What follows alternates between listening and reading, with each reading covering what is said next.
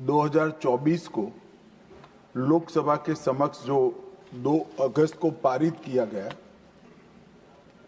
प्रस्तुत किया गया और दिसंबर 2024 में पारित किया, उसको सदन के सामने लेकर उपस्थित हुआ। काफी लंबे समय से सदन में पक्ष और विपक्ष दोनों ओर के संसद सदस्यों ने काफी रचनात्मक सुझाव इस संवेदनशील विषय पर रखे। श्री नीरज डांगी जी ने इसकी शुरुआत करी और श्री डॉक्टर बोर्डे तक 24 सदस्यों ने इसके अंदर हिस्सा लेकर ये चर्चा को एक प्रकार से समृद्ध किया है। मान्यवर, आपदा प्रबंधन का जो विषय है वो संविधान की 7वीं अनुसूची के 3रे भाग में कंकरन लिस्ट की एंट्री नंबर 23 में समाहित है। एक प्रकार से आपदा प्रबंधन केंद्र सरकार और राज्य सरकार दोनों का विषय है। इसलिए कई सारे सदस्यों ने चिंता करी कि इसमें सत्ता का केंद्रीकरण हो रहा है, फेडरल स्ट्रक्चर को हानि होगी। मैं आपके माध्यम से पूरे सदन को और सदन के माध्यम से पूरे देश को, सभी राज्य सरकारों को आश्वस्त करना चाहता हूं कि एक ऐसी लड़ाई है जिसमें न केवल केंद्र सरकार, न केवल राज्य सरकार, पंचायत और हरेक नागरिक को जोड़ने की हमारी मंशा है। इसमें सत्ता के केंद्रीकरण का कोई विषय ही उपस्थित नहीं होता है। ये पूरा विधेयक अगर कोई ध्यान से पढ़ेगा तो हमारी आपदा प्रबंधन के लिए जो लड़ाई है, आपदा के खिलाफ लड़ाई है, वो लड़ाई को एक प्रकार से रिएक्टिव अप्रोच से आगे बढ़ाकर न केवल प्रोएक्टिव अप्रोच, इनोवेटिव अप्रोच और पार्टिसिपेशन करने वाले अप्रोच तक पहुंचाने का ये बिल में प्रयास है। मान्यवर, आपदा जोखिम न्यूनीकरण के लिए देश के सम्माननीय प्रधानमंत्री जी ने 10 सूत्रीय एजेंडा जो विश्व के सामने रखा है, मैं बाद में आऊंगा, मगर मुझे कहते हुए आनंद है कि विश्व के 40 से ज्यादा देशों ने इसका स्वीकार कर लिया है, इसको अपना। न केवल राज्य सरकार और स्थानीय इकाई की सहभागिता, हम समाज की सहभागिता को भी इसमें अपेक्षित रखा है।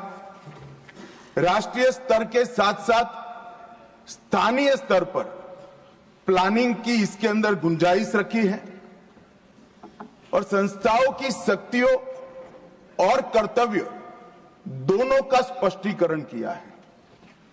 कोई भी आपदा के सामने की लड़ाई जब तक संस्थाओं को एम्पावर न करे नहीं लड़ी जा सकती है और जब तक संस्थाओं को रिस्पॉन्सिबल ना करे तब भी नहीं लड़ी जा सकती। और ये विधेयक को कोई ध्यान से देखेगा तो दोनों करने का काम हमने इस विधेयक के अंदर किया है। मान्यवर, हम सब जानते हैं कि आपदा का सीधा रिश्ता जलवायु परिवर्तन के साथ।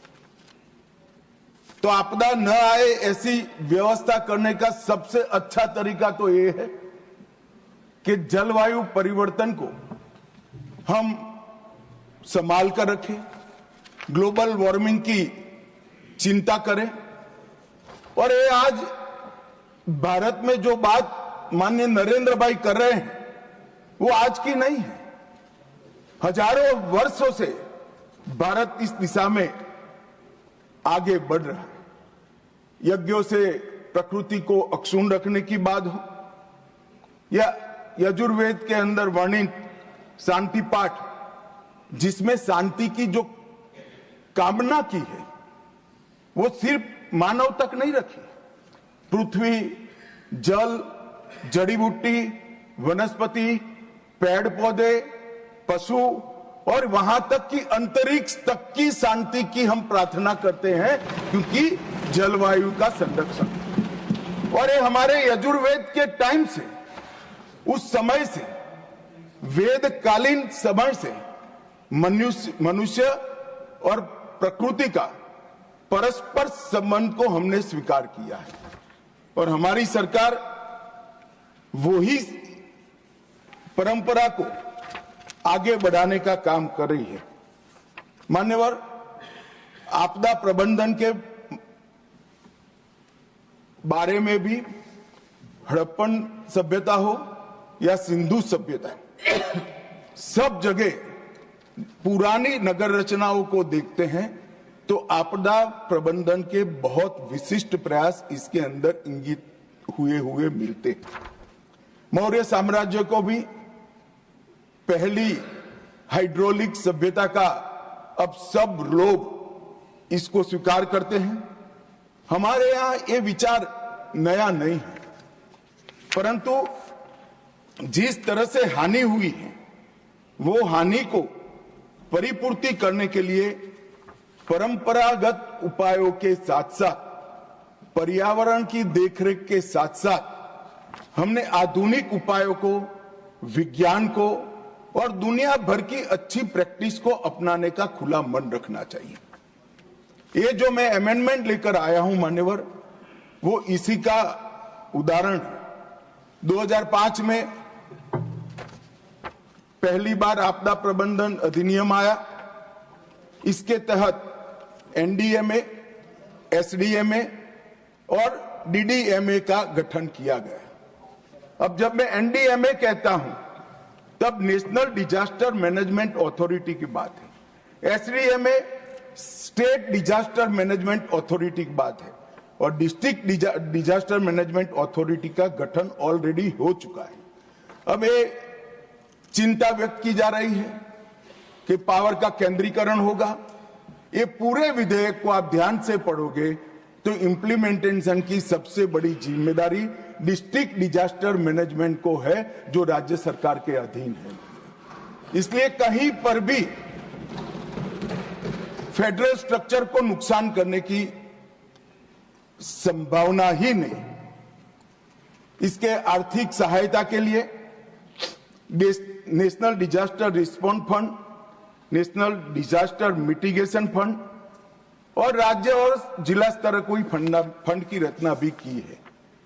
मान्यवर, जो पक्षपात का बहुत सारे लोगों ने आरोप लगाया, इसका मैं डिटेल में जवाब दूंगा, परंतु अगर पक्षपात होता है तो 2005 में यूपीए की सरकार के बनाए कानून के कारण होता है। मान्यवर, हमने उसमें कोई परिवर्तन नहीं किया है। और मैं फिर से एक बार सारे सदस्यों को कहता हूं कि वित्त आयोग ने एक वैज्ञानिक व्यवस्था की है आपदा सहाय के लिए। इससे एक काणी पाई भी कम एक भी राज्य को नरेंद्र मोदी सरकार ने नहीं दिया, बल्कि हमने ज्यादा दिया है।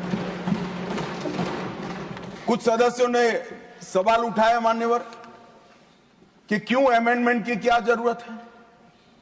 मैं उनको बताना चाहता हूं कि समय के साथ जो इमारत की मरम्मत न हो तो इमारत ढह जाती है। नए नए एक्सपेरिमेंट अनुभव होते हैं, नए नए प्रकार की आपदाओं का अनुभव होता है।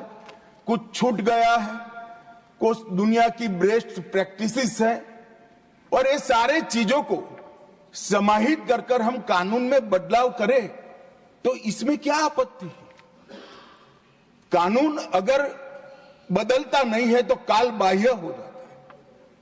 और मान्यवर, उनको ये होगा कि शायद हम आएंगे तो बदलेंगे, भाई बहुत देर है, 15-20 साल तक किसी का नंबर नहीं लगने वाला। आप जरा भी चिंता मत करिए, जो कुछ करना है हमें ही करना है लंबे समय। मान्यवर, कोविड-19 जैसी वैश्विक आपदा, बढ़ता हुआ शहरीकरण, अनियमित होती बारिश की आपदाएं और जलवायु परिवर्तन के कारण आपदाओं का साइज और स्केल दोनों बदला है। अब अगर साइज और स्केल बदला है तो इसके निपटने के तरीके भी हमने बदलने पड़ेंगे, इसको निपटने की व्यवस्थाएं भी बदलनी पड़ेगी और इसको निपटने के लिए संस्था को हमने जवाबदेह भी बनाना पड़ेगा और शक्तियां भी देनी पड़ेगी। केवल इतने उद्देश्य मात्र से ही इसके प्रभावशाली और समग्र समाधान के लिए ही ये बिल लेकर मैं आज सदन के सामने मान्यवर उपस्थित हुआ हूं। मान्यवर,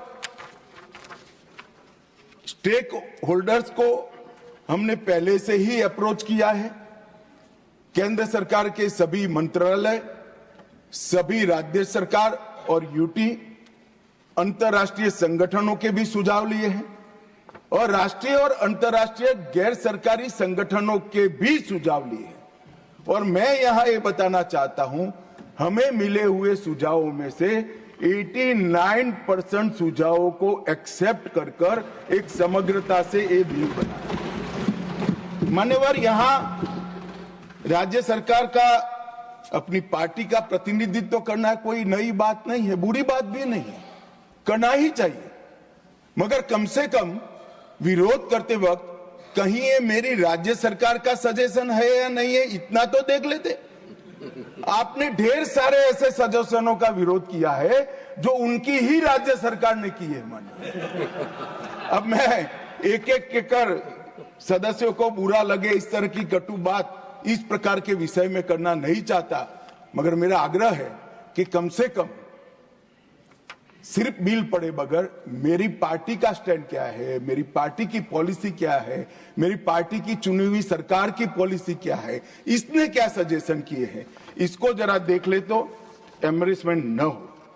मान्यवर, मैं संशोधन के विषय में जाने से पहले संशोधन के मूल कारणों की ओर जाना चाहता हूं।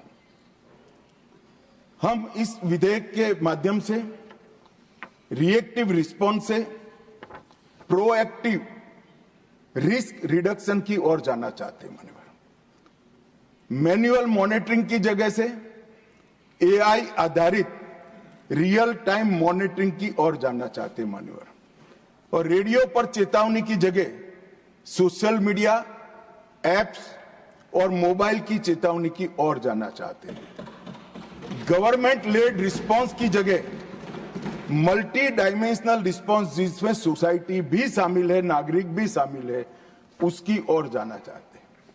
मान्यवर, डिजास्टर रिस्पॉन्स में क्षमता, तीव्रता, दक्षता और सटीकता, ये चारों को समाहित करने के लिए ये पूरा विधेयक बनाया गया है।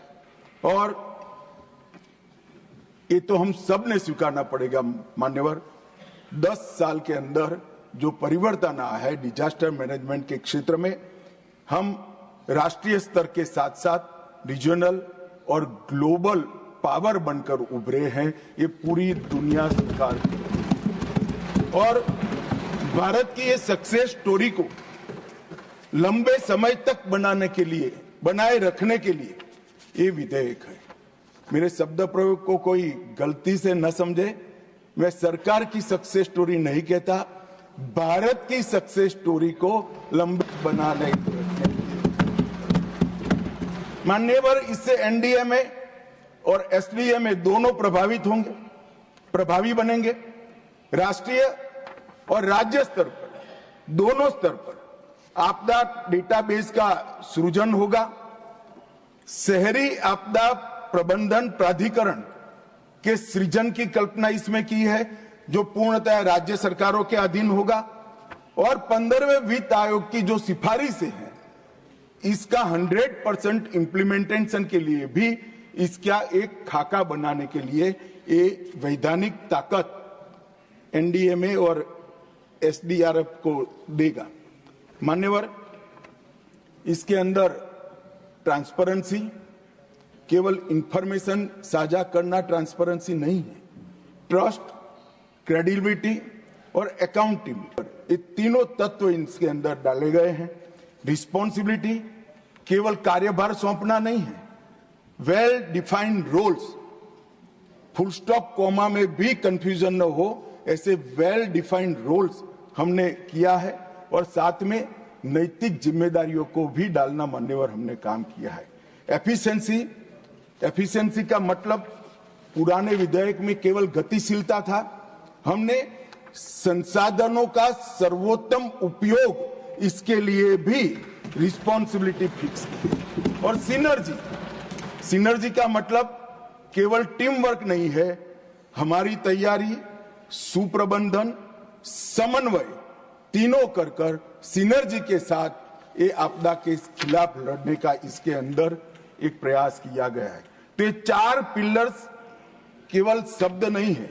अब आप इसकी धाराओं को देखोगे तो जब मैंने कहा ट्रांसपेरेंसी, तो धारा 2 इसको विस्तृत किया गया है, जैसे आपदा प्रबंधन, स्थानीय प्राधिकरण, mitigation, disaster risk, evaluation, exposure, recovery, पुनर्वास, शहरी प्राधिकरण, ऐसे नए शब्दों को परिभाषित कर ट्रांसपेरेंसी को हमने सुनिश्चित किया है। और धारा 13 गैर आवश्यक प्रावधानों को भी हटाने का काम ट्रांसपेरेंसी के लिए भी हुआ है। कुछ सदस्यों ने मुद्दा उठाया था धारा 13 को क्यों हटाया, मगर धारा 2 में जो एडिशन हुआ इसके बाद 13 का कोई औचित्य नहीं रहता है। मान्यवर, रिस्पॉन्सिबिलिटी, जिम्मेदारी, इसके लिए धारा 3, 6 और 10 को लाए हैं, जिसमें एनडीएमए और एनईसी दोनों की रिस्पॉन्सिबिलिटी फिक्स करने का हमने मान्यवर काम किया है। धारा 18 और 22 ये भी रिस्पॉन्सिबिलिटी फिक्स करती है राज्य कार्यकारिणी समिति की, और धारा 56 लापरवाही और अवज्ञा के लिए अनुशासनात्मक कार्यवाही करने की शक्ति देती है, जिससे भी रिस्पॉन्सिबिलिटी फिक्स होगी। धारा 60A आपदा के दौरान निर्दोषों की अवहेलना करना और निर्देशों का संज्ञान न लेना, इसके लिए पेनल्टी का भी प्रावधान कर रिस्पॉन्सिबिलिटी को फिक्स करने का प्रयास किया है। तीसरा मैंने पिलर कहा एफिशिएंसी, कुशलता, धारा 5 जिसमें भर्तियों की प्रक्रिया सुनिश्चित की है। धारा 11 एनडीएमपी की तैयारी, समीक्षा और संशोधन की जिम्मेदारी एनडीएमए को सौंपी है। धारा 23 एसडीएमए की जिम्मेदारी तय की है। धारा 44A आपदा मोचन बल के गठन और एनेबलिंग प्रोविजन किए हैं। धारा 46 राष्ट्रीय आपदा मोचन निधि का अनुप्रयोग और इसको पारदर्शी बनाने की जिम्मेदारी इसमें तय हुई है। धारा 47 राष्ट्रीय आपदा संबंध निधि के अनुप्रयोग के बारे में है और 48 भी इसी के लिए है। और मान्यवर, सिनर्जी के लिए नई धाराएं 8A और 8B जोड़ी गई है। एनसीएमसी, एचएलसी को वैधानिक दर्जा दिया है। धारा 25 जिला आपदा प्राधिकरण डीडीएमए का गठन किया गया है। सिविल सोसाइटी संगठनों को इसके अंदर स्थान देने का हमने प्रबंधन किया है। 41A शहरी आपदा प्रबंधन प्राधिकरण यूडीएमए का गठन, जो नया विचार लेकर इस विधेयक के माध्यम से मैं आपके समक्ष उपस्थित हुआ हूं। तो मान्यवर, सभी जहां जहां सुधार किया गया है वो सभी सुधार ये 4 पिलर्स पर किया गया है। एक भी सुधार कोई भी प्रकार के सत्ता के केंद्रीकरण के लिए नहीं है। मान्यवर, इस 10 साल को पीछे मुड़कर देखते हैं तो एक और तो प्रधानमंत्री जी ने पर्यावरण के लिए भी ढेर सारे काम किए हैं, पर्यावरण के संरक्षण के लिए, और आपदा प्रबंधन को भी बहुत आगे बढ़ा। पर्यावरण प्रबंधन पर, पर्यावरण के संरक्षण के लिए मैं बाद में भी बात करूंगा, मगर मैं कुछ बात जरूर अभी भी रख दूंगा। एक तरफ विश्व के सामने नरेंद्र मोदी जी ने केवड़िया कॉलोनी में मिशन लाइफ की बात की, तो दूसरी ओर 10 सूत्रीय आपदा जोखिम न्यूनीकरण का एजेंडा भी घोषित किया। एक तरफ प्रो प्लेनेट पीपल बनने के लिए एक निश्चित ठोस कार्यक्रम दिया, तो दूसरी ओर coalition for disaster resilient infrastructure विश्व के पटल के सामने रखा, जिसके 43 देश सदस्य बन चुके हैं। इंटरनेशनल सोलर अलायंस और ग्लोबल बायोफ्यूल अलायंस की शुरुआत की, भारत में ही इसका मुख्यालय बना, तो G20 सम्मेलन की मेजबानी कर डिजास्टर रिस्क रिडक्शन पर टास्क फोर्स का गठन भी किया। तो ये दोनों मोर्चे पर प्रधानमंत्री जी ने और उनके नेतृत्व वाली सरकार ने मुहिम तरीके से बहुत दूरदर्शिता के साथ काम किया है। एक और तो पर्यावरण के संरक्षण से डिजास्टर न हो भविष्य में, इसके लिए प्रयास करना, और दूसरी ओर जो डिजास्टर आ ही जाता है तो उसके सामने वैज्ञानिक तरीके से लड़ने की पूरी सुसज्जता भारत के गांव से लेकर दिल्ली तक करने की व्यवस्था माननीय नरेंद्र मोदी जी ने की। मान्यवर, मैं आज आपदा प्रबंधन के लिए गुजरात के योगदान को भी इस सदन के सामने रखना चाहता हूं। 2001 में भुज में आई विनाशकारी भूकंप की घटना ने न केवल गुजरात, पूरे देश और विश्व को झंझोड़ कर रख दिया। इतना बड़ा भूकंप भारत के इतिहास में, इतिहास की जो स्मृति है उसमें कभी देखा नहीं गया। माननीय, इसने झंझोड़ कर रख दिया। और उसमें हमने गुजरात में जब प्रधानमंत्री वहां मुख्यमंत्री थे, तब भारत में पहली बार क्लाइमेट चेंज डिपार्टमेंट की स्थापना गुजरात के मुख्यमंत्री नरेंद्र मोदी ने। गुजरात में जलवायु परिवर्तन कोष बनाया और 2003 में गुजरात में राज्य आपदा प्रबंधन अधिनियम लाया। मैं स्वीकार करता हूं 2005 में यूपीए सरकार लाई, मगर जो लाए इसका स्वागत हो भाई। 2003 में सबसे पहले देश में लाने का काम इस देश के प्रधानमंत्री, जब तत्कालीन मुख्यमंत्री थे, तब नरेंद्र मोदी। 2013 में अहमदाबाद के हीट वेव के लिए देश का पहला सिटी लेवल एक्शन प्लान बना और भूकंप के बाद पुनर्निर्माण, सामुदायिक तैयारियां और पुनर्वास, इसके लिए भी एक डिटेल योजना बनाने का काम गुजरात के तत्कालीन मुख्यमंत्री श्री नरेंद्र मोदी जी ने किया। मान्यवर, यहां पर जब मोदी जी प्रधानमंत्री बने, राहत केंद्रीय दृष्टिकोण के जगह समग्र और एकीकृत दृष्टिकोण की शुरुआत की। रिएक्टिव की जगह प्रोएक्टिव अप्रोच लिया गया और मिनिमम कैजुअलिटी का जो लक्ष्य पहले रखा जाता था, इसकी जगह जीरो कैजुअलिटी का लक्ष्य रखकर आपदा प्रबंधन करने की शुरुआत। मान्यवर, आज सरकारें केवल आपदा के बाद राहत और बचाव कार्य को ही ध्यान नहीं रखती, प्री डिजास्टर कई सारी तैयारियां भी करी हैं। अर्ली वार्निंग सिस्टम, यथासंभव प्रिवेंशन, मिटिगेशन, टाइमली प्रिपेयर्डनेस और डिजास्टर रिस्क रिडक्शन, ये सारे क्षेत्रों में हमने बहुत अच्छा काम किया है। और इसका ही परिणाम है कि 1999 में जब ओडिशा सुपर साइक्लोन आया, तब 10,000 लोग मारे गए थे। 19 में चक्रवात फानी आया, तब केवल एक ही व्यक्ति की मृत्यु हुई है। और मान्यवर, 2023 में गुजरात में बिपरबिजोय तूफान आया, तब एक भी व्यक्ति, एक भी पशु की मृत्यु नहीं हुई। जीरो कैजुअलिटी का लक्ष्य 2023 में सिद्ध कर लिया। मान्यवर, चक्रवातों के कारण जानमाल के नुकसान में 98% की कमी आई है और लू के संबंधित मृत्यु दर में भी 70% से ज्यादा कमी लाने में हम सफल हुए हैं। मान्यवर, ये आर्थिक सहायता की बात करते थे, राज्यवार में जवाब देने जाऊंगा, मेरे पास सभी जवाब है, मगर राज्यवार देने जाऊंगा तो मान्यवर बहुत देर होगी। मैं एक ग्रॉस पिक्चर, एक ग्रॉस परिदृश्य आपके माध्यम से इस देश के सामने रखना चाहता हूं।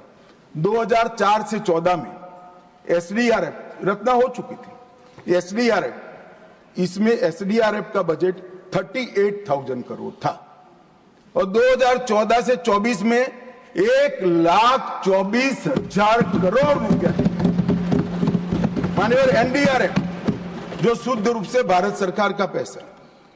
2004 से 14 में 28,000 करोड़ था और मोदी जी के समय में 14 से 24 में 28,000 करोड़ से बढ़कर 80,000 करोड़ करने का काम, और टोटल करें तो 66,000 करोड़ से बढ़कर 2 लाख करोड़ से ज्यादा दिया है। अब ये लोग फरियाद कर रहे हैं हमारी, जिनके समय से 3 गुना पैसा हमने राज्यों को और केंद्र की निधि से दिया है। आप लोग फरियाद करें।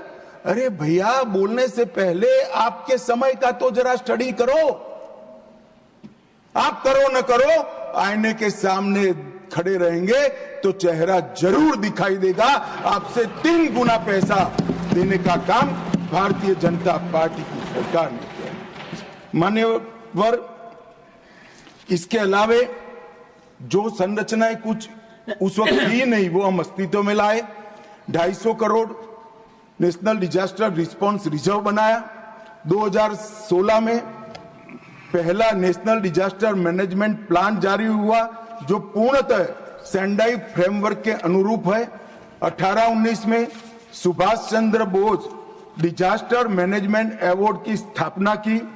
नेशनल साइक्लोन रिस्क मिटिगेशन का पहला फेज उड़ीसा और आंध्र प्रदेश में 18 में किया।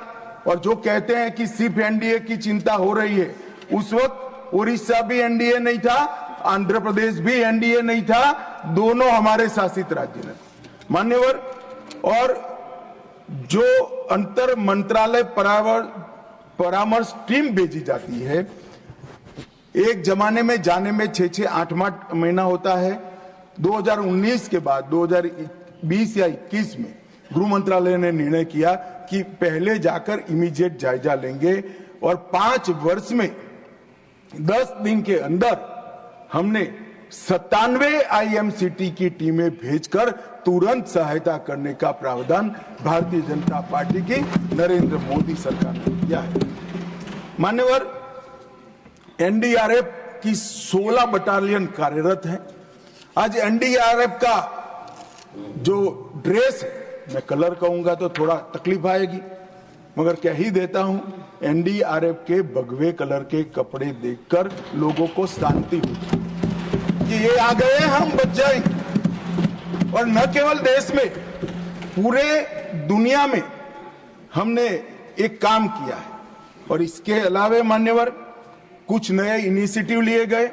भूस्खलन जोखिम प्रबंधन के लिए कार्यक्रम बनाया गया। ग्लेशियर लेड आउटबर्स्ट फ्लड, इसके लिए भी कार्यक्रम बनाया गया। नागरिक सुरक्षा और प्रशिक्षण क्षमता निर्माण का भी कार्यक्रम लिया गया।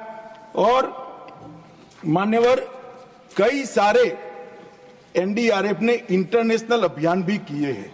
मान्यवर, Honorable Home Minister, honorable members, we are clocking 6 p.m. today. If the House agrees, we may sit beyond 6 p.m. today till the disposal of the Disaster Management Amendment Bill 2024. Do I have the leave of the House to extend the sitting beyond 6 p.m.? Honorable Home Minister. धन्यवाद सभापति महोदय। NDRF ने वसुधैव कुटुंबकम की भावना को ध्यान में रखते हुए 2015 में ऑपरेशन मैत्री नेपाल के भूकंप में, 2018 में ऑपरेशन समुद्र मैत्री इंडोनेशिया में, ऑपरेशन दोस्त 2023 में तुर्की और सीरिया में, ऑपरेशन करुणा म्यांमार में, ऑपरेशन सद्भाव वियतनाम में, तूफान त्यागी आया तब। और ये सब जगह के न केवल सरकार उनकी जनता ने भी, ये सब देशों ने एनडीआरएफ की और मोदी जी की भूरी भूरी प्रशंसा की। मान्यवर, ये जो राष्ट्रीय स्तर पर हमारे आपदा प्रबंधन को स्वीकृति लाने का काम एनडीआरएफ ने किया है, मैं आज इस सदन के माध्यम से एनडीआरएफ के सभी जवानों को बहुत बहुत साधुवाद देना चाहता हूं। मान्यवर, हमने हमारे डिजास्टर मैनेजमेंट और डिजास्टर रिस्क रिडक्शन को पैना बनाने के लिए Japan, Tajikistan, Mongolia, Bangladesh, Italy, Turkmenistan, Maldives और उज्बेकिस्तान, इस सब के साथ समझौता ज्ञापन किया है। इस सब की भौगोलिक परिस्थिति में कोई न कोई ऐसा डिजास्टर है जो भारत के अंदर भी संभव है, तो हमारे बेस्ट प्रैक्टिसेस का फायदा उनको पहुंचे और उनके यहाँ जो व्यवस्था है वो हमारे लिए लाने के लिए हमने ढेर सारा काम किया है। न केवल समझौता ज्ञापन किया है, 15, 16, 19, 20, 23, इसमें हमने यहां पर अंतर्राष्ट्रीय गोष्ठियां भी आयोजित की है। 15 में सार्क की, 16 में ब्रिक्स की, 19 में एससीओ की, 20 में बिम्स्टेक की, 23 में एससीओ की, और ये सारी गोष्ठियों में राष्ट्रीय और अंतर्राष्ट्रीय स्तर के ढेर सारे आपदा प्रबंधन के विशेषज्ञ आए, जिन्होंने सारे देशों के समूहों को आपदा प्रबंधन के माध्यम में, आपदा प्रबंधन के क्षेत्र में इनके अनुभवों को और ज्ञान को समृद्ध करने का काम किया है। सीडीआरआई की बात मैं बहुत संक्षिप्त में करना चाहता हूं। माननीय सीडीआरआई आपदा प्रबंधन के क्षेत्र में भारत के वैश्विक नेतृत्व का उदाहरण है। 23 सितंबर 2019 में न्यूयॉर्क में संयुक्त राष्ट्र के क्लाइमेट एक्शन समिट में मोदी जी ने इसकी विचार रखा और भारत में ही इसकी स्थापना की गई। अब तक 42 देश और 7 अंतर्राष्ट्रीय संगठन सीडीआरआई की सदस्य ले चुके हैं और वैश्विक स्तर पर भारत के नेतृत्व को प्रस्तापित करने का काम सीडीआरआई के मान्यवर हुआ। मान्यवर, एक आपदा मित्र योजना, इसके माध्यम से हमने 350 डिजास्टर प्रोन जिलों में 370 करोड़ से 1 लाख कम्युनिटी वॉलंटियर्स, उसका एक फोर्स बनाया और भारत आपदा संसाधन नेटवर्क पोर्टल पर इन लोगों का रजिस्टर करा। तो जब भी आपदा आती है, ये ट्रेन स्वयं से भी अपने आप वहां पहुंचते भी है और डिस्ट्रिक्ट कलेक्टर के पास भी इनका पूरा लेखा जोखा रहता है मान्यवर। और मुझे बताते हुए आनंद होता है कि 1 लाख आपदा मित्र वॉलंटियर्स, जिसमें से 20% मातृशक्ति है, महिलाएं। मान्यवर, बहुत बड़ी बात है, हमारी मातृशक्ति आपदा प्रबंधन के कार्य के अंदर कंधे से कंधा लगाकर जुड़ी है। और आपदा मित्र योजना का परिणाम क्या हुआ? 78,000 व्यक्तियों को बचाया गया, मतलब उनको अलग जगह पे ले जाए गए, और 129 लोगों को जो दबे हुए पड़े थे, जिनको कोई करंट लग गया था, उनको समय पर अस्पताल में पहुंचाकर उनकी जान बचाने का काम ये आपदा मित्र योजना ने हुआ है। अब इस बजट के अंदर एक नए लक्ष्य समूह में इसको विस्तार दे रहे हैं। 470 करोड़ से युवाओं को इसके साथ जोड़ने के लिए 1300 से ज्यादा प्रशिक्षित आपदा मित्र को मास्टर ट्रेनर के रूप में काम दिया है, जिसमें एनसीसी, एनएसएस, नेहरू युवा केंद्र संगठन और भारत स्काउट एंड गाइड के लोग 2,37,000 नए आपदा मित्र को प्रशिक्षित करेंगे, जिससे कुल संख्या हो जाएगी 3,37,000 कम्युनिटी वॉलंटियर्स की संख्या। एक बहुत बड़ी फोर्स हमारे पास मान्यवर खड़ी है। कई सारे ऐप्स बनाए हैं, कुछ सदस्यों ने जिक्र किया है, फिर भी मैं बता देता हूं। मौसम जो आईएमडी के लिए है, मेघदूत वो बारिश के लिए है, फ्लड वॉच बाढ़ की स्थिति के लिए है, दामिनी लाइटनिंग स्ट्राइक के लिए है, पॉकेट भुवन जो वॉइस नेविगेशन का ऐप है, सचेत जो जियो टारगेटेड अलर्ट करता है, वन अग्नि जंगलों की आग के लिए है, समुद्र महासागर की जानकारी देता है, भूस्खलन अध्ययन की नोडल एजेंसी बनी है और इंडिया क्वेक भूकंप के मापदंडों को ऑटोमेटेड प्रसारण करने का काम करता है। और मान्यवर ये सारे ऐप आज मोदी जी के कारण शायद ही देश का कोई नागरिक बचा होगा जिसके पास मोबाइल नहीं होगा, तो सबके पॉकेट में सारे ऐप पहुंचाने का काम ये भारतीय जनता पार्टी की सरकार है। और इससे समय पर किसान हो, मछुआरा हो, सागर के किनारे रहते हुए भाई हो, भूस्खलन की संभावना वाले क्षेत्र हो, ये सबको का खेत में काम करने वाले किसान को भी दामिनी से जब मालूम पड़ जाता है और बिजली गिरने की संभावना जब बता देते हैं तो वो अपनी जान बचा सकते हैं। मान्यवर, मैंने पहले कहा था मैं पर्यावरण के लिए भी जरूर बताना चाहूंगा। मान्यवर, एक बात निर्विवाद रूप से पूरी दुनिया स्वीकार कर चुकी है कि पर्यावरण के संरक्षण में नरेंद्र मोदी जी आज पूरी दुनिया का नेतृत्व संभाल रहे हैं और इसीलिए संयुक्त राष्ट्र ने उनको चैंपियंस ऑफ अर्थ का उपाधि देकर उनको सम्मानित करने का मोदी जी ने सिंगल यूज प्लास्टिक से भारत को मुक्त करने का काम लगभग समाप्त कर लिया है। इनकी पहल से बना हुआ इंटरनेशनल सोलर अलायंस और कई सारे देश इसके अंदर जुड़ चुके हैं। वन सन, वन अर्थ, वन ग्रिड परियोजना दुनिया भर में पॉपुलर करने का काम नरेंद्र मोदी जी ने किया है। दुनिया भर में सोलर एनर्जी साझा करने के लिए इंटर रीजनल एनर्जी ग्रिड का निर्माण करने का काम भी शुरू हो चुका है। एक पेड़ मां के नाम से अपनी मां का ऋण चुकाने के लिए करोड़ों लोगों ने श्रद्धा के साथ धरती माता और अपनी माता को ऋण चुकाने के लिए पेड़ को बोने का काम किया है।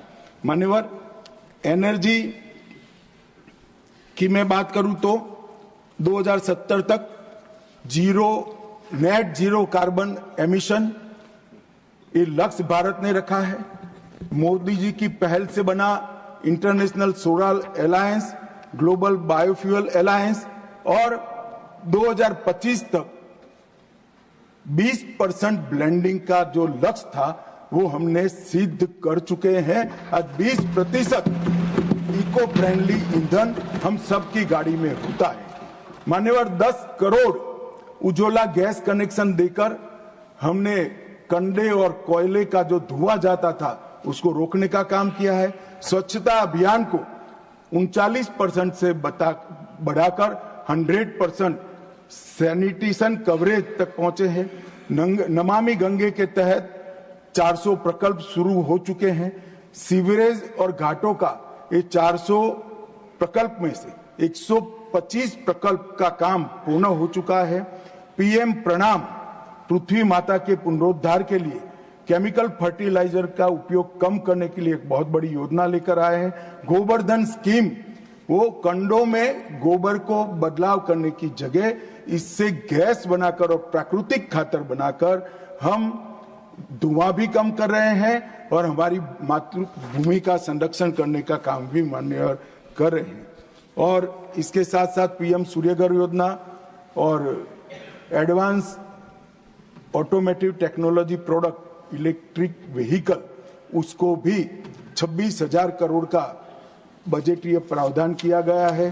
ग्रीन हाइड्रोजन मिशन, उसने मान्यवर एक नए प्रकार की ऊर्जा पूरी दुनिया में बढ़ने का काम किया है। मान्यवर, ये जो मैं 2005 के कानून में सुधार लेकर आया हूं, वो सुधार के उद्देश्य और वो सुधार के पहले 10 साल के अचीवमेंट मैंने बताए। मान्यवर, अगर चर्चा में कुछ चीजें आई है जिसका जवाब देना मेरे लिए बहुत जरूरी बन जाता है। मान्यवर, अब जिन जिन लोगों ने जिक्र किया है वो जरा मुझे धैर्य से सुने, ऐसा मेरा उनको विनती है। मान्यवर, 2019 का कोविड के प्रबंधन के लिए जिन लोगों ने टिप्पणियां की, मैं विश्वास के साथ उनको बताना चाहता हूं, पूरे संसार में सबसे अच्छा कोविड प्रबंधन कहीं हुआ है तो हमारे भारत में, और इसका हर भारतीय को गौरव होगा। पूरा संसार आज उसकी बुरी बुरी प्रशंसा कर रहा है। मान्यवर, दुनिया में सबसे अच्छा मैनेजमेंट हमने करा। कोविड आते ही टीका बनाने की शुरुआत की। कई ऐसे रोग हैं कांग्रेस के शासन के अंदर, उसका बना हुआ टीका लगाने में 20-20 साल, 2-2 पीढ़ियां निकल गई। हमने एक ही 2 साल में टीका बनाया भी, 130 करोड़ लोगों को लगाया और 2-2 टीके लगाए। और टेक्नोलॉजी का इससे सटीक उपयोग जन कल्याण के लिए पूरे विश्व में मान्यवर कहीं नहीं हुआ होगा। मान्यवर, टेक्नोलॉजी का जो उपयोग हुआ, टीका लगाते ही आपके मोबाइल पर मोदी जी की हंसती हुई फोटो के साथ सर्टिफिकेट आ जाता था। कहीं सर्टिफिकेट लेने नहीं जाना है, आपका नंबर आते ही एसएमएस आ जाता था। टीका लगते ही आपका तबीयत ठीक है इसकी पृच्छा का एसएमएस आ जाता था, और दूसरे टीके का टाइम होते ही रिमाइंडर आ जाता था। मान्यवर, ये तभी संभव हुआ है जब ये हंसते थे कि टेक्नोलॉजी से क्या होगा, पेट भरेगा क्या?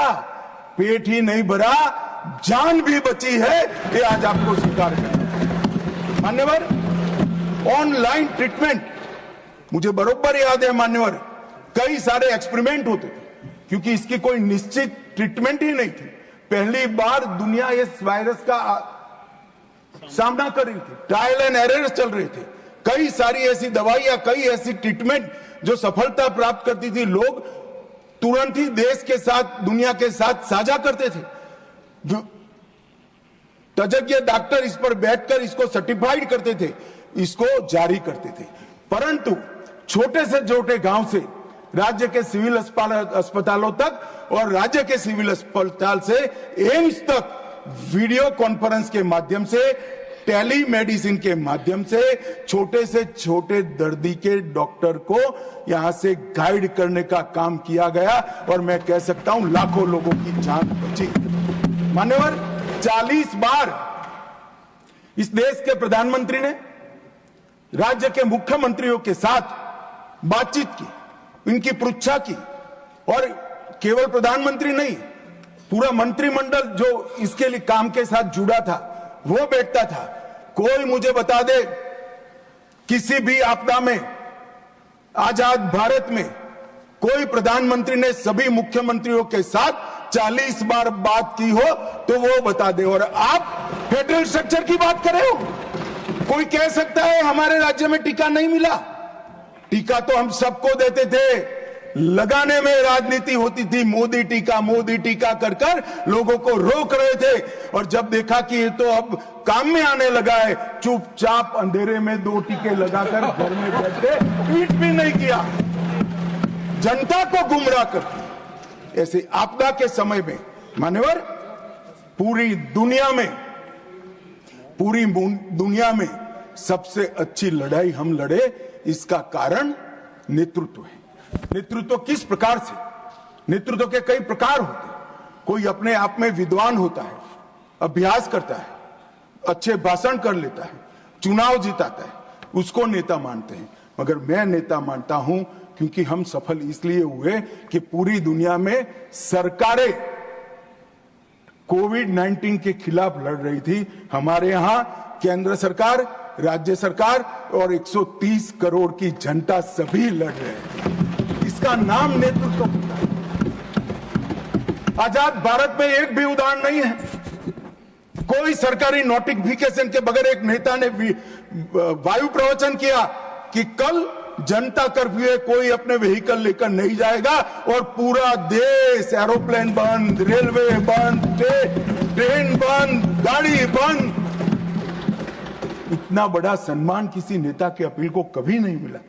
हमने जब जनता कर्फ्यू निकाला, मखौल उड़ाते थे, थाली बजाकर जागरूकता लाने का काम किया, मखौल उड़ाते थे, दिया प्रगटाकर श्रद्धा व्यक्त करने का काम किया, ईश्वर से मदद मांगकर हमारी लड़ने की क्षमता का वृद्धि करने का काम किया, हमारा मजाक उड़ाते थे और अंत में क्या हुआ, जो मजाक उड़ाते थे वो खुद ही मजाक हो गए मान्यवर, और देश की जनता ने दूसरी बार नरेंद्र मोदी को चुनकर भेजा। मान्यवर, एक बात हुई पीएम केयर की कि पीएम केयर में कोई ट्रांसपेरेंसी नहीं है, ये नहीं है, वो नहीं है, ढेर सारे आरोप लगाए। लगाने में तो अब एक कल्चर बना है, आरोप लगाना और भाग जाना। परंतु मान्यवर, ये तो पार्लियामेंट है, स्ट्रीट नहीं है। यहां आरोप लगाओगे तो जवाब भी सुनना पड़ेगा। अब धैर्य से सुनिएगा। प्रधानमंत्री राष्ट्रीय राहत कोष कांग्रेस के शासन में बना मान्यवर, और पीएम केयर्स नरेंद्र मोदी जी के शासन में बना, एनडीए के शासन में बना। कांग्रेस के शासन में एक परिवार का ही नियंत्रण होता था मान्यवर। इसके अंदर कांग्रेस के अध्यक्ष सदस्य होते थे मान्यवर। कांग्रेस के अध्यक्ष सरकारी फंड में कांग्रेस के अध्यक्ष रहते। क्या जवाब दोगे देश की जनता को? ऐसा मानते कोई पढ़ता नहीं है, देखता नहीं है? हमारे यहां प्रधानमंत्री जी, रक्षा मंत्री, गृह मंत्री, वित्त मंत्री है, पदेन है। कल अगर हम नहीं रहेंगे, ऐसा होने वाला नहीं है, मगर नहीं रहेंगे तो आप अगर बैठोगे। हमने भारतीय जनता पार्टी के अध्यक्ष श्रीमान नड्डा को नहीं रखा है, हमने पदेन व्यवस्था की। अब सुनिए आप। अरे काफी कुछ है सुनने के लिए, बैठिए। मान्यवर, कोई पारदर्शिता नहीं थी। आप बैठिए ना, आप बैठिए। Nothing will go on record. He is not yielding. No. Honorable Home Minister. मान्यवर, Not yielding. Honorable एक second. He is not yielding. हाँ, मुझे सुनिए ना। मान्यवर, मैं गलत हूं तो कल लिखित रूप में आपको दे दूंगा, नहीं तो ऑथेंटिक कर लूंगा। आप चिंता मत करिए। He is not yielding. मान्यवर, जवाब बीच में देने की प्रथा है हमारी क्या? He is not yielding. Nothing will go on record. He is not yielding. No, he is not yielding. मान्यवर, वो बोल रहे थे, मैं कुछ नहीं बोला। उनको लगा कि बैठा बैठा सुन रहा है, ठीक ही है। ऐसा नहीं होता है भाई। मान्यवर, ये फंड का उपयोग क्या हुआ? प्रधानमंत्री राहत कोष के फंड में से राजीव गांधी फाउंडेशन को फंड दिया गया। अबे राजीव गांधी फाउंडेशन कौन चलाता है? कांग्रेस की अध्यक्ष और उनका परिवार चलाता है मान्यवर, तत्कालीन कांग्रेस की अध्यक्ष। मान्यवर, फंड का ट्रांसपेरेंट उपयोग है। हमने क्या किया? कोरोना महामारी, आपदा राहत, ऑक्सीजन प्लांट, वेंटिलेटर, गरीबों को सहायता और टीकाकरण के लिए इसका खर्च करने का काम भारतीय जनता पार्टी के प्रधानमंत्री। मान्यवर, जवाबदेही, कोई स्पष्ट पारदर्शिता नहीं थी। फंड के उपयोग के लिए कोई कमिटी नहीं थी। यहां पर प्रधानमंत्री जी के प्रधान सचिव, जो ब्यूरोक्रेट होते हैं, उनकी अध्यक्षता में 5 सचिवों का कमिटी बनाया गया है। वो रेकमेंड करता है, फिर वो ट्रस्टियों के सामने आता है और तब जाकर खर्च होता है। कोई सिस्टम नहीं था, अपने घर से ऑर्डर कर देते थे मान्यवर, और कोई भी प्रकार की जवाबदेही के बगैर दान स्वीकार कर लिया जाता। आज पूरे दान का रिकॉर्ड है और पारदर्शी ढंग से संचालित होता है। मान्यवर, हमने राहत कार्य के साथ साथ कई प्रकार के इनोवेटिव सहायता भी की है, और राजनीतिक हस्तक्षेप इसमें कोई नहीं है। सभी जनता के चुने हुए नुमाइंदे और सरकार के 5 प्रमुख पद पर बैठे हुए मंत्री ही इसके अंदर काम करते हैं, पार्टी का कोई। अब देश की जनता तय करे कि पारदर्शिता कहां है। आप पारदर्शिता के मामले में तो बोलिए ही मत। जीप कांड से लेकर बोफोर्स तक इतनी पारदर्शिता आपने बताई है, 2G तक, कि पूरा देश थक गया है देखते थे। 12 लाख करोड़ के घपले घोटाले भ्रष्टाचार किए, और तब जाकर वहां जाकर बैठे हो। मान्यवर, ये राजीव गांधी फाउंडेशन, इसके लिए भी बताने के लिए बहुत कुछ है, मगर मैं बता नहीं सकता, बताना नहीं चाहता, क्योंकि वो राजीव गांधी फाउंडेशन को सब PSU भी फंड करते थे, कई कन्वर्जन करने वाले संगठन भी करते थे। जाकिर नाइक के एनजीओ से भी उसको 50 लाख का चंदा मिला था मान्यवर, और कई चीनी संस्थाओं ने भी पैसा दिया था मान्यवर। ये ट्रांसपेरेंसी की बात भारतीय जनता पार्टी के लिए करते हैं मान्यवर, कोई अधिकार नहीं है ऐसी बात करने का मान्यवर। नीरज दागी जी ने कोविड विफल प्रबंधन का मुद्दा उठाया, इसके बाद उन्होंने क्या डीएम अधिनियम में कोई विशिष्ट आपदा सूचीबद्ध नहीं है। आपदा सूचीबद्ध करने का अधिकार राज्यों के पास है, अपने राज्यों के आपदा के प्रकार के अनुसार वो उसको सूचीबद्ध कर सकते हैं। और इन्होंने कहा कि हिंसा और दंगों का इसमें से निकाल दिया। मान्यवर, आपदा प्रबंधन और दंगों की हिंसा का क्या लेन देन, मुझे बताइए। ये क्यों विचार आता है? क्योंकि इनके राज्य में बहुत दंगे होते थे मान्यवर। आपदा प्रबंधन और दंगों का क्या लेन देन, कैसे कर सकते हैं? उचित ही किया है कि हमने नहीं किया है। एक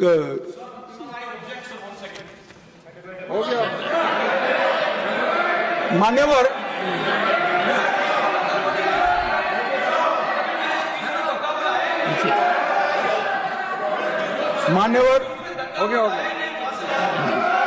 ऋतुव्रता बनर्जी एआईटीसी के, उन्होंने कहा कि हमें फंड कम दिया गया है। यूपीए सरकार जिसमें ममता जी थी, इससे 367% ज्यादा फंड भारतीय जनता पार्टी की सरकार है मान्यवर।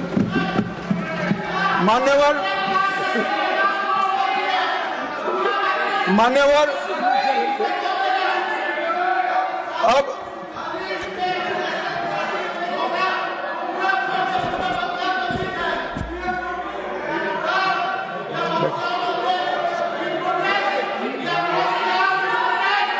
मान्यवर, उनको सुनना है क्या? आप प्लीज मुझे संरक्षण दीजिए, उनको बिठाइए। Honorable members, please take your seat. This is not our culture. I am happy that leader will take care of you. Please, no, take your seat. Take your seat. Okay. Take your seat. I do not appreciate disturbance in the house.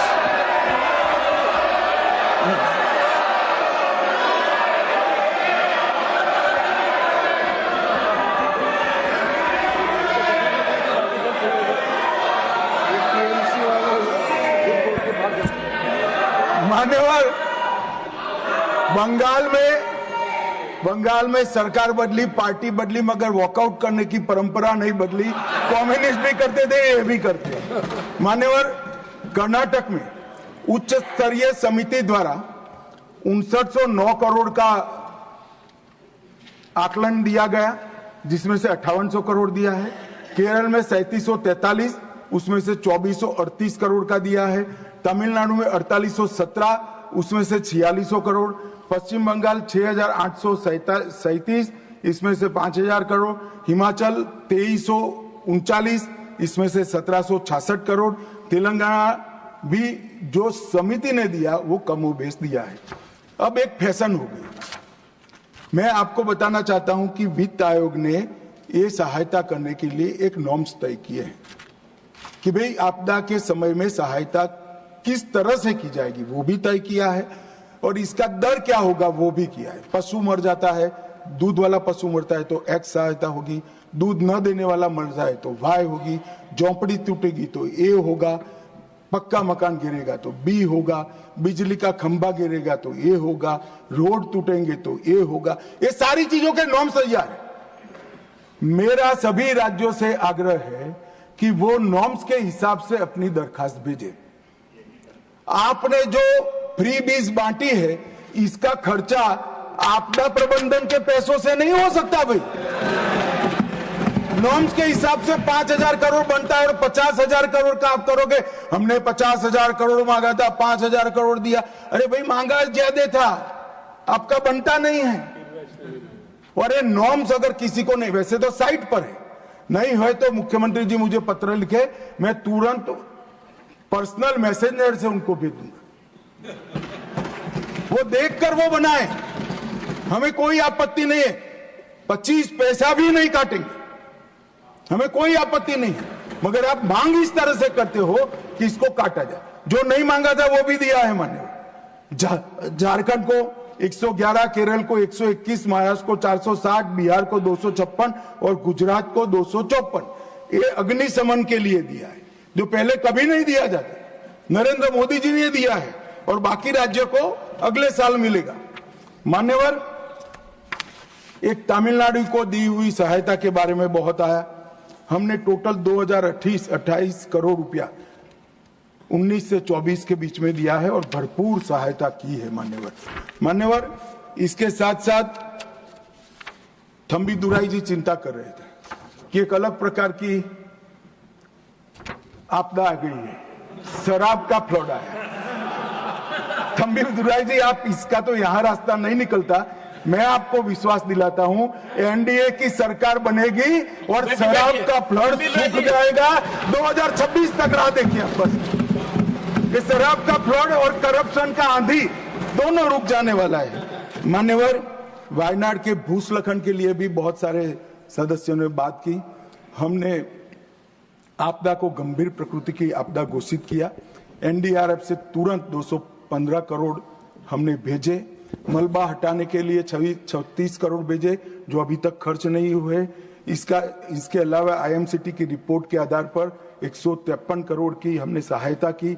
Recovery और पुनर्निर्माण के लिए 2219 करोड़ की आवश्यकता का अनुमान राज्य सरकार ने दिया है, उसमें हमने 530 करोड़ दिया है और एक विंडो है जिसके माध्यम से एडिशनल सहायता प्राप्त करने के अन्य उपाय बताए गए।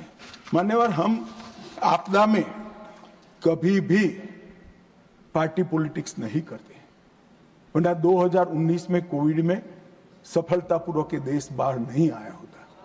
मैंने देखा है, रात को 1 बजे भी किसी सीएम का फोन आता था तो प्रधानमंत्री जी का फोन आ जाता था कि वहां टीका खत्म हो गया है, कल पहली फ्लाइट से टीका वायुसेना के जहाज से। ये संवेदनशीलता मान्यवर। ढेर सारे ऑक्सीजन बनाने के मशीन विदेश से मंगाए गए, कई सारे ऑक्सीजन ट्रांसपोर्टेशन के साधन विदेश से मंगाए गए। ये सारी चीजें सभी राज्यों के लिए उपयोग में आई। इसमें हमने भाजपा का राज्य, यूपीए का राज्य, एनडीए का राज्य ऐसा नहीं करा है, क्योंकि केंद्र सरकार के लिए केरल का नागरिक भी हमारा है, लेह और लद्दाख का नागरिक भी हमारा है, गुजरात और यूपी का नागरिक भी।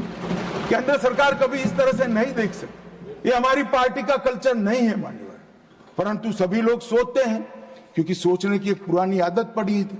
जब वो सत्ता में थे तब किस तरह से करते हैं। मगर मैं स्पष्टता करना चाहता हूं, रिकॉर्ड क्लियर है मान्यवर, हम आपदा के काम में और सरकार के संसाधनों के वितरण में कोई पक्षपात नहीं करते। संवैधानिक व्यवस्था से ही होता है, किसी को शंका रखने की जरूरत नहीं। मान्यवर, आज जो मैं बिल लेकर आया हूं, इसमें टेक्निकल कैपेबिलिटी बढ़ाने का तो प्रावधान है ही, ह्यूमन कैपेसिटी पर भी हमने इसमें ध्यान रखा है। गवर्नमेंट के एफर्ट्स के साथ कम्युनिटी एफर्ट्स बढ़ाने का भी प्रावधान किया है और आपदा रोधी निर्माण के साथ प्रकृति के संरक्षण की भी चिंता है। मेरा अतः सभी दल के सदस्यों को एक विनंती है कि एक ऐसा बिल है जिसको सर्वानुमत से पारित करना चाहिए, देश और दुनिया में इसका संदेश देना चाहिए। आपसे सहयोग की अपेक्षा है। बहुत बहुत